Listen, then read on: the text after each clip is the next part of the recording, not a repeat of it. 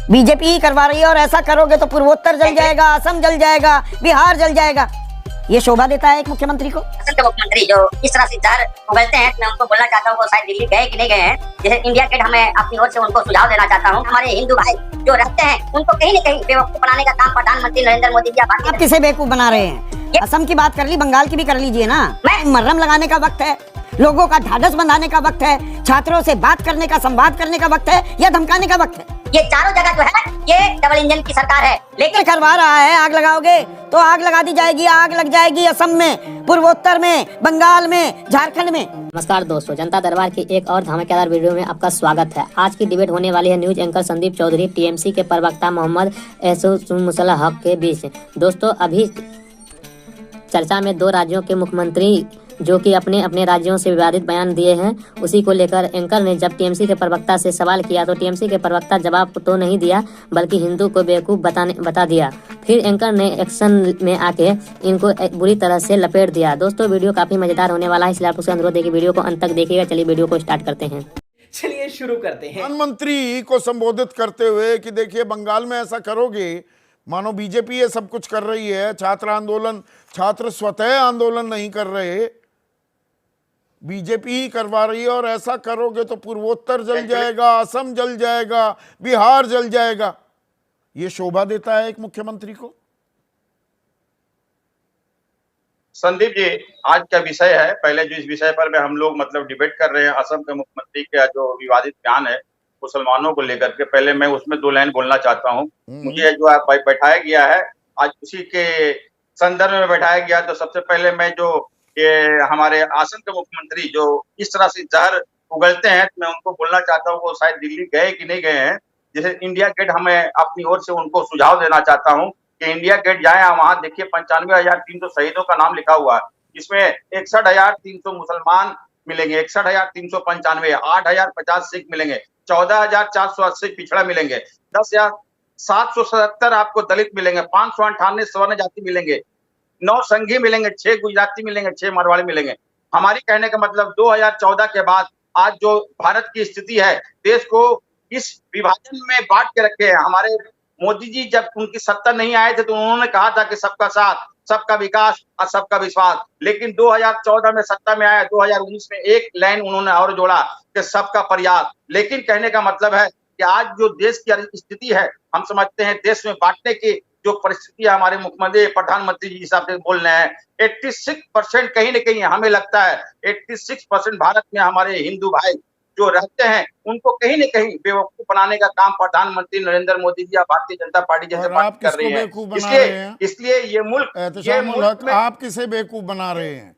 असम की बात कर ली, बंगाल की भी कर लीजिए ना। मैं किसी को बेवकूफ नहीं बना रहा हूँ। मेरी बात आप जब बोल रहे थे संदीप जी, आज का विषय बहुत अच्छा सब्जेक्ट है, बहुत अच्छा विषय है। मैं आपकी इस चीज को मैं बहुत ही अच्छे ढंग से मैं सुन रहा था, लेकिन कहीं न कहीं मुसलमान, देखिए ये देश सभी का है। आपने पूरा अनुच्छेद, पूरा आर्टिकल पढ़ के सुनाया। ये मुल्क सभी का है, सभी का बराबर है, सभी का इक्वल है। लेकिन ये कहीं न कहीं 2014 के बाद में जो परिस्थिति है देश का बहुत ही बदतर है। हम समझते हैं सभी का यहाँ बराबर एक गुलदस्ता। संदीप जी एक बात मेरी सुनिए। नहीं, देखिए मुख्यमंत्री पर आइए ना, ममता बनर्जी पर आइए। हम तो बदला लेंगे, पहले हम बदला लेने की बात नहीं करते थे, सांप और हम भी खड़े हो जाए।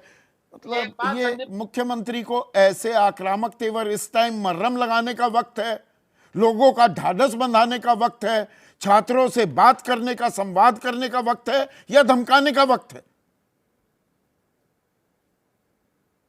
सबसे ज्यादा रेप की घटना जो पिछले 10 साल में हुई है, वो सबसे पहला नंबर उत्तर प्रदेश आता है, जहां 41,733 रहता है। ये तेरा आंकड़ा, मेरा आंकड़ा, तेरा रेप, मेरा रेप, कब तक करोगे आप? मूल सवाल का जवाब नहीं दे रहे हैं एहतशाम भाई।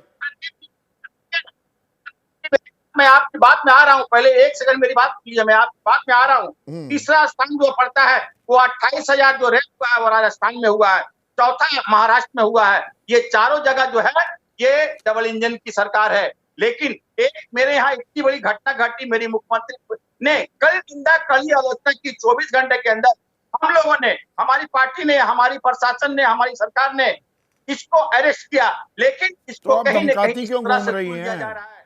तो धमकाती क्यों घूम रही हैं? आप हिमंता को नसीहत दे रहे हैं, हिमंता आपको नसीहत दे रहे हैं। सुनील साजन, ये नसीहत में ही चलता रहेगा और लोगों को बांटा जा रहा है। जी संदीप जी, और किसी भी राज्य का मुख्यमंत्री जो संविधान की शपथ लेकर के कुर्सी पर बैठता है, वो संविधान से इतर होकर के कोई ना काम कर सकता, ना कोई सार्वजनिक बयान दे सकता है। असम के मुख्यमंत्री हों, हालांकि भारतीय जनता पार्टी के कोई वो पहले इकलौते मुख्यमंत्री नहीं है। आप अगर उत्तर प्रदेश के माननीय मुख्यमंत्री योगी जी के भी बयान सुनेंगे तो कभी बोलते हैं ठोक देंगे, कभी बोलते हैं बुलडोजर चला देंगे, कभी बोलते हैं पलट देंगे, कभी कहते हैं मिट्टी में मिला देंगे, कभी कहते हैं गर्मी शांत कर देंगे। वो तो अच्छा मनाइए कि उत्तर प्रदेश की पर सम्मानित वहां जनता पर ने इशारों उनकी गर्मी इशारों शांत में कर किसी दी है। समुदाय की तो तरफ जो- संकेत होते हैं। जो यहाँ तो बटेगा- खुल्लम जो खुल्ला हो बटेगा- रहा है ना मियां मुसलमान। हाँ, नहीं, मैं उसी पे आ रहा हूं। देखिए, आप इशारों पे करिए या आप खुलेआम करिए। अगर आप संविधान के खिलाफ जाकर के बोल रहे हैं तो आप सिर्फ संविधान के खिलाफ नहीं हैं, देश की एकता अखंडता के खिलाफ हैं, ये भारतीय देश की संस्कृति और सभ्यता के खिलाफ हैं। आप राजनीति कर रहे हैं और हम किसी एक पक्ष का पक्ष नहीं जब ले आप रहे हैं। संविधान की अगर बात आसाम करते के हैं- मुख्यमंत्री एक मिनट संविधान को नहीं मान रहे। सुनील, जब संविधान की बात करते हैं, एक तो संविधान का बेसिक स्ट्रक्चर है, मूल भावना, उसे हटा दीजिए। उसी मूल भावना में संघीय ढांचा है ना हमारा, केंद्र और राज्य कदम ताल करेंगे तो राज्य का, किसी राज्य का मुख्यमंत्री धमकी देने लगे, बंद वहां जल वो रहा है कि अच्छा ऐसा करोगे, मानो केंद्र करवा रहा है, आग लगाओगे तो आग लगा दी जाएगी। आग लग जाएगी असम में, पूर्वोत्तर में, बंगाल में, झारखंड में। ये बात तो वही हो गई ना। ममता बनर्जी, तू डाल डाल में पात पात का खेल खेल रही हैं विभाजनकारी राजनीति में। आग का बदला आग नहीं हो सकता है। और जो संघीय ढांचे की बात आप कर रहे हैं, ना तो हम उस बात से सहमत हैं जो ममता बनर्जी जी ने कहा है कि अगर बंगाल जलेगा तो सब जल जाएगा, और ना हम इस बात से इनकार कर रहे हैं कि बीजेपी बंगाल में दंगा कराना चाहती है। बीजेपी उस हर राज्य में दंगा कराना चाहती है जहां उनकी खुद की सरकार नहीं है, दूसरों की सरकार है। वो देखिए, जो बात आपने कही कि महामहिम राष्ट्रपति को आज बंगाल को लेकर के डर लग रहा, लेकिन अगर यही डर मणिपुर पर लगा होता तो शायद मणिपुर की स्थिति आज ठीक हो गई होती, या मणिपुर पे अगर महामहिम डर गई होती तो शायद आज बंगाल की यह स्थिति नहीं होती। तो मुझे लगता है कि महामहिम को भी और माननीय प्रधानमंत्री जी को भी अब आ गए, अल्पमत में तो आ गए। अब आप तोड़ भांज के, दंगा करा के, मारपीट करा के और बंटवारा करके, हिंदू मुसलमान करके बहुमत नहीं मिलने जा रहा है। अब जिन बैसाखियों पर आपकी सरकार चल रही है उस पर आप चलिए, कोशिश करिए कि ठीक से चलिए, कोशिश करिए कि संवैधानिक तरीके से चलिए, लेकिन किसी तो भी जो राज्य ममता में बिस्वा कोई कर भी रहे हैं साजिश या जो ममता देश के बनर्जी कर प्रति रही साजिश मानी हैं, जाएगी। दोनों की आप निंदा करते हैं। आप राष्ट्रीय प्रवक्ता हैं समाजवादी पार्टी के। मैं ये अंडरलाइन दोनों की करवाना निंदा चाहूंगा करते ये बात। हम दोनों की निंदा करते हैं। दोस्तों, वीडियो को अंत तक देखने के लिए धन्यवाद। तो आज का ये वीडियो कैसा लगा आप लोग कमेंट सेक्शन में अपनी राय जरूर दे सकते हैं। साथ में आप लोग अगर हमारे चैनल पे नए हैं तो चैनल को सब्सक्राइब जरूर कर लीजिएगा। चलिए मिलते हैं कोई और लेटेस्ट वीडियो में, तब तक के लिए जय हिंद, जय भारत, वंदे मातरम।